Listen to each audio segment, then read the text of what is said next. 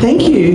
Well, I learned a new Malaysian term while I was here, which is paku pakis, which are ferns. So I've been working on the ferns of Penang Hill. And ferns occur in all areas of the rainforest. They occur at the base of the rainforest. I don't know if you can see an arrow. No, we can see the ferns. You can see the delicate fern leaves at the base. So I took this photo yesterday on the bridge walk. Ferns are also at the top of the rainforest as epiphytes. And so the fact that there were canopy scientists here gave me a really unique opportunity to see what was up there that no other fern biologist has ever been able to do. So ferns are also important, and as I strolled around, I saw some very naughty caterpillar moths nibbling on some ferns. I also saw a monkey eating some ferns one day as we were leaving the habitat. It was really cute. It was just really stuffing itself while it was eating. And we also eat ferns. If you can remember our first dinner on the Sunday evening, and we ate ferns, which was really delicious. During this bio-blitz, we collected a total of 57 collections, and that was through walking around different trails at the top of Penang Hill. And I wasn't just focusing on ferns, I collected a bunch of different plants. So I collected 6 mosses, 4 conifers, so 4 individual conifer collections of 2 species that is, 4 lycopods and 44 fern collections. Going into a bit more detail about the ferns, overall those 44 collections of ferns represent 42 species. That is from 27 genera. So ferns are considerably diverse on Penang Hill. We have over 100 records. In the small time that I was here, I was able to find 42 of those species. The thing with ferns is that you can have really tiny ferns and really enormous ferns. So the collections that we've been making, even though we have about 42 individual species, we have over 200 sheets that we're going to distribute to different herbaria. So you can see the really big tree ferns, and you all saw the tree ferns as you walked around. So what we have to do is basically get one huge leaf that's several metres long and transform it into smaller portions. And so we get the apex, we get the middle, and we get the base of the tree fern. And so that's how we get 200 specimens from over just about 40 species. And that's how you saw us pressing those really large presses and me standing on them and swishing them down. I just wanted to show you some of the really interesting finds that we saw this week. I saw a resurrection fern, which is, I just sort of saw it on a cliff wall, actually a brick wall on one of the roads. And as you can see, it's all shriveled up. It looks like it's dead. So if you were passing this, you would think this is a dead plant. But in fact, this is what it looks like after a couple of hours. So this resurrection fern is part of the genus Selaginella, and it's a lycopod, which is a very distant relative of ferns. We found about 3 species of this genus in Penang Hill. One of the other favourites, I think many people loved these ferns, was the forked fern family. And this is another picture I took from the bridge yesterday that shows you the diversity of these different species. So at the top, I'll try and point. So over here, I'm not tall enough, but we can see there's one species sort of to the middle right that is forking. You can see another species just like this that has the smaller forks, and you can see the leaves are a little bit different. And then there's a third species that has that's sort of more on the left, and the forks are really, really long. So in this one picture, we have this huge diversity of ferns. And this is one of my favourite fern families because when I did my PhD a very long time ago, I worked on Antarctic fossil ferns, and I actually discovered a member of this family in the Antarctic, which was about 100 million years ago. So it's really cool to see these living examples. Another of my favourite ferns, and probably many fern people's favourite ferns, is Dipterus conjugata. And in fact, I tweeted this picture last week on what we call Fern Friday.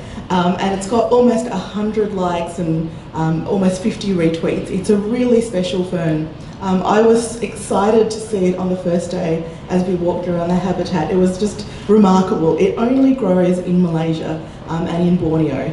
And the reason this is so special is that it's what we call a living fossil. Now, it's a little bit of a funny term, but this is one of the few species left of this family that used to grow worldwide. So I've seen Antarctic fossils, there are fossils from the Jurassic and the Cretaceous in the UK, but today this family is really, really restricted.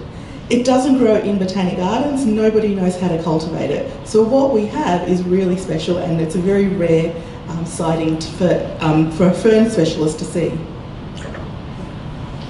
Another really cool fern is the Lygodium or climbing fern. And this one, I was looking for it all over the habitat and all over Penang Hill during the 2 weeks.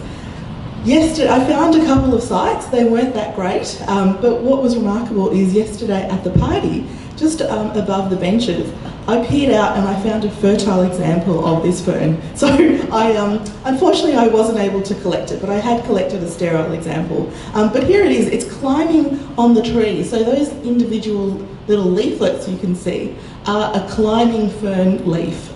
Basically the whole thing is kind of one leaf. So it's really the longest fern leaf that we know of. And I saw an example of a really enormous tree that was probably 20 metres tall, and the vine was climbing all the way up there. In Hawaii and in Florida, this species is actually an invasive weed. But here it's not so much a problem. And I'm sure you all are familiar with this site. We walked past it many, many days.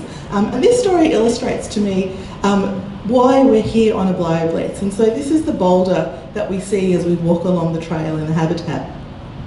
So I was walking with Santi, and she said there was a fern on one of the boulders that I should see. So we went to see it, and then I was looking sort of more closely around the boulder, and you can't see anything here. It looks like just a bunch of moss. When I looked more closely, I actually discovered a species of fern that nobody had ever realised was growing in the habitat. And you can see how tiny, you see my finger here, and you can see how tiny this individual fern is. And here's a photo of it. This is the underside, and each of those brown dots represents a cluster of spore-bearing capsules. So that means the plant is mature. It's not a really baby fern, it's a mature fern, but it's absolutely tiny. I haven't ID'd this fern properly yet, but it may be a threatened species.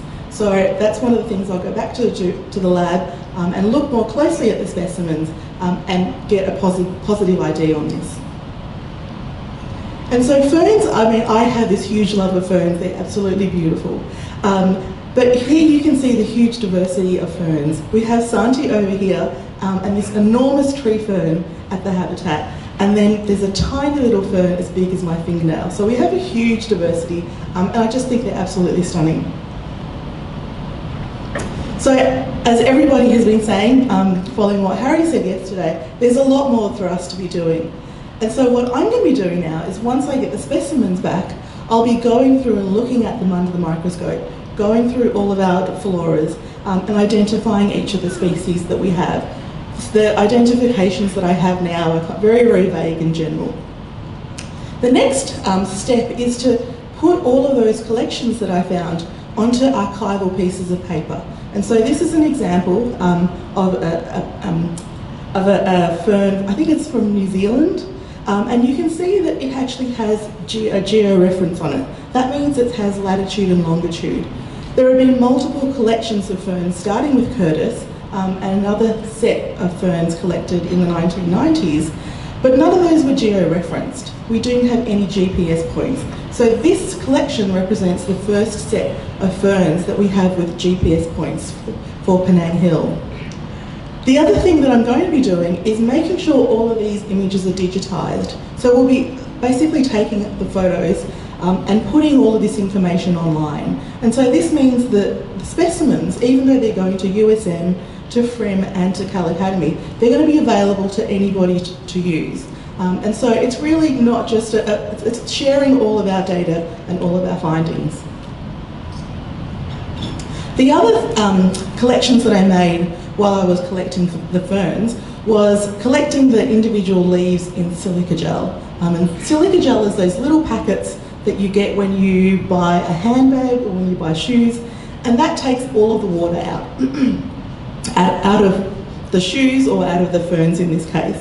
And that allows us to then look at the DNA.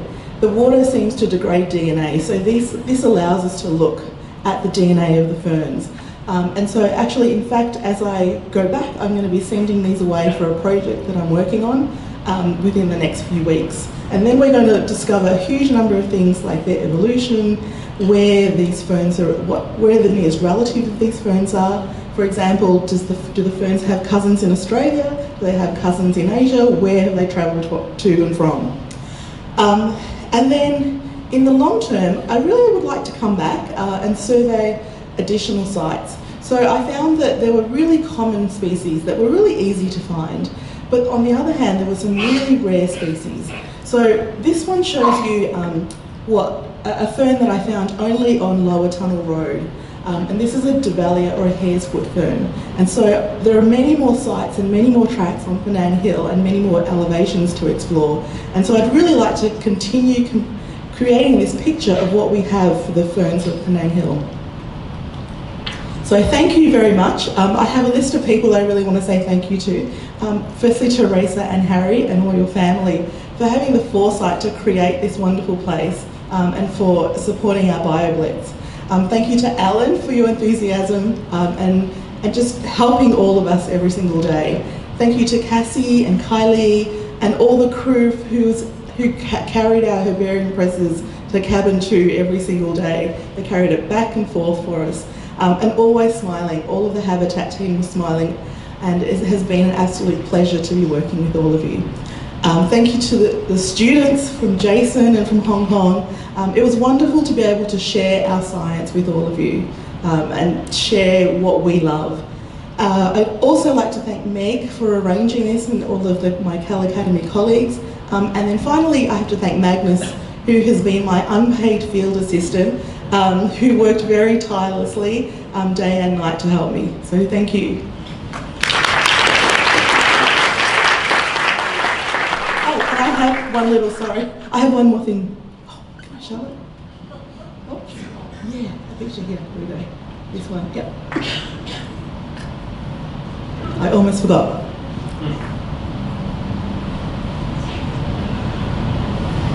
Okay, so we went on the Ho-Ho bus last Saturday, and that was great to see a lot of Penang and spend some time together. And we learned, always called it the hop-on, hop-off bus, but over here you guys call it the Ho-Ho bus. And so then as I was walking around Trail 1, I found ho-hos. And so I thought, you have your own ho-ho here at Penang in the Habitat as well. This is Site 1. So for anybody who wants their own little secret ho-ho trip, here you go. Thanks. Thank you, Dr. Fern, lady.